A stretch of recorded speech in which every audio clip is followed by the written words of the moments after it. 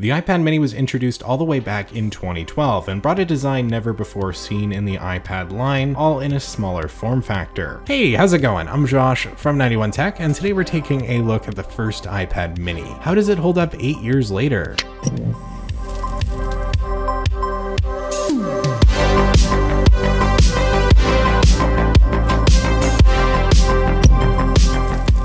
The iPad mini essentially looks like a shrunk down version of the iPad Air, but interestingly, it actually came out the year before, making it the first major redesign to the iPad line besides the iPad 2, assuming you consider the iPad 2 to be a big change. This iPad was quite popular, both as a budget option and one for those who didn't really need a full iPad but still wanted something a bit bigger than a smartphone. Don't forget, back in 2012, iPhones had always been 3.5 inches up until the 4-inch iPhone 5, so although this iPad mini doesn't feel much larger than my 11 Pro Max, it is significantly bigger than an older iPhone. Too bad this iPad mini didn't age as well as the 2012 iPhone 5. iOS 9 on it isn't exactly a pleasant experience, and yes, this one has a pretty brutally cracked display, and I apologize for that. I bought this years ago, back when I wasn't getting that much money from YouTube, and it was cheap, and so I picked it up for a video, and as bad as it looks, it actually doesn't impede the experience too much, and I don't really use this in my day-to-day life anymore, so I did use it for a while as a streaming player before I got a bigger iPad slash MacBook slash etc. These were great Netflix and YouTube machines, and they're not even terrible today. But let's take a moment here and go over the design of the first iPad mini.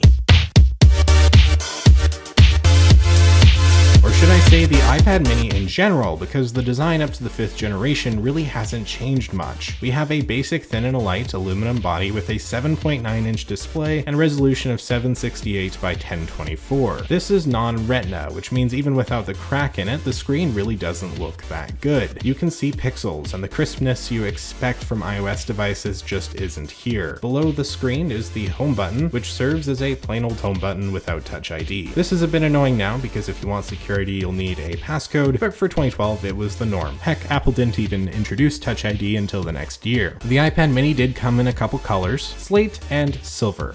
The slate was removed the next year and replaced by space gray, which is the one I have here. Black and slate was on the iPhone 5 as well. In my opinion, it's a gorgeous color when the condition of the device is pristine, but unfortunately with use, the paint tended to chip away too easily. I also like the space gray though, so no harm, no foul. Again, this essentially looks identical to the newest iPad mini 5th generation being sold by Apple right now. So in that sense, it actually has aged pretty well, assuming you're ignoring the poor performance and fuzzy looking display.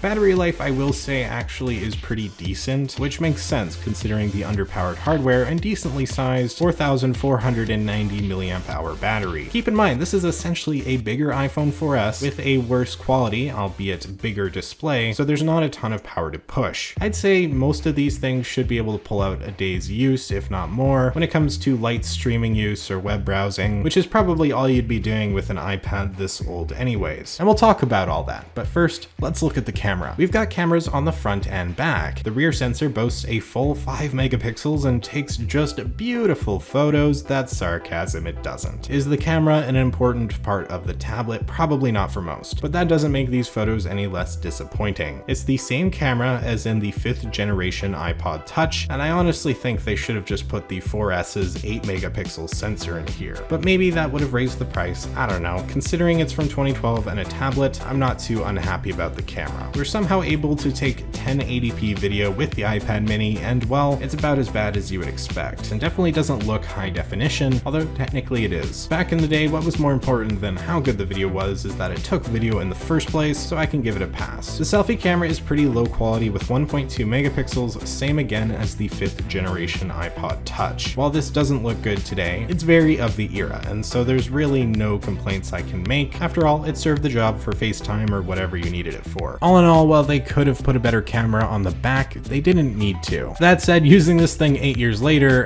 definitely don't take photos with it. Honestly, I'd say just don't use one of these in general anymore. Probably a good tip, but there could be a few use cases for it, and we'll get to that, but first let's take a look at the hardware. The iPad mini features the iPhone 4S's A5 chipset and 512 megabytes of RAM. This isn't exactly a powerful device, and iOS 9 causes it to struggle with even the most basic of basic tasks. This This is mostly down to the RAM, not the chipset. The A5 back in 2012 was actually still fairly impressive in terms of performance, which is why Apple seemed to be cramming it in all their devices left and right. Unfortunately, due to the dual-core nature of the processor giving it more life, it resulted in Apple over-updating it. Basically, they kept giving it updates until it got slow. If there were ever evidence of Apple pushing planned obsolescence, the idea where they're trying to slow down old devices to force you to buy new ones, the best example is any device with an A5 chipset. The iPhone 4S, the iPod Touch 5, the iPad mini, the iPad 2, the iPad 3, these are all very slow devices. And they never used to be. iOS 9, iOS 8, even iOS 7 really just started to bog all these things down. And with all the new features, the old hardware just couldn't keep up. I would argue that planned obsolescence has been debunked for the most part, with the 5S getting 6 years. But yeah, if you want a reason to slam Apple, these devices are a good start. When initially shipped with iOS 6, the iPad mini was fast and fluid, but not so much anymore. That said, thanks to the relatively recent software support, you can download fairly recent versions of most apps. Really, the only practical use I can see for the iPad mini anymore is streaming media, YouTube, Netflix, Amazon Prime, and so on. Unfortunately, Disney Plus isn't compatible with iOS 9, but this thing could still be somewhat useful if you already have one. Definitely don't want to go buying one of these things anymore. Can we speed this iPad up at all? Well, actually kind of. With jailbreaking, we do have options like shortening animations and whatnot, but we can also dual boot with an older version like iOS 6 or even fully downgrade to iOS 8. So there is some life that could be squeezed out of this thing if you had to. Or if you're interested in jailbreaking, this is just a great device to mess with. Cydia really hasn't changed a whole lot since the older iOS days, and so if you want to get into it, pretty much any older device is an option. But the truth is, even for streaming, a 7.9-inch iPad mini generally isn't going to appeal to very many people. Even the iPad mini 5 currently being sold by Apple is barely ever marketed, and is just kind of there for the small base that's interested in it. It also doesn't really make sense in their lineup. Why would you buy this iPad mini when you could get the 7th generation iPad for less money? Regardless, if you do have one of these stuffed in a drawer somewhere, I'd encourage you to pull it out and mess around with it. It's always fun for a nostalgia trip, and who knows, maybe you'll actually find a use for it. Because as old as these things are, they aren't completely useless. It's too bad that iOS 9 ruined this iPad, because the hardware was actually great for the time. This was a thin, super light device sized in between the iPhone and iPad. That was really appealing. Out of curiosity, how much do one of these go for nowadays? Well, turning to eBay.com, we're looking at around $60 to $80 for a fairly well-used device. Besides the worry of how battery life is, this is honestly just too much for what this iPad is worth, at least in my opinion. The size is perfect for some, I understand that, but the value is just not there, and you'd be better off spending your money elsewhere. Trust me, don't buy one anymore, they're too old. If you have one already, that's a different story, and definitely use it to its full potential if you can and want to. But with that, I think I'm pretty much about done here. The iPad mini was a really good fit in the lineup for 2012, and while it is still there today, it's not nearly as prominent or relevant. iPhones have gotten bigger, and because of that, the need for an iPad mini just really isn't there anymore. That said, this iPad did manage to get 4 years of iOS support, and it isn't completely useless 8 years later, and that's honestly impressive in and of itself. Did you ever have the first iPad mini? Let me know in the comments down below. If you found this video interesting, maybe hit that like button and consider subscribing for more content just like this. You can follow me over on Twitter and Instagram at 91_tech if you'd like to for some reason. We also have a Discord link in the description. Thank you so much for watching. I'm Josh from 91tech, and I will see you all next time.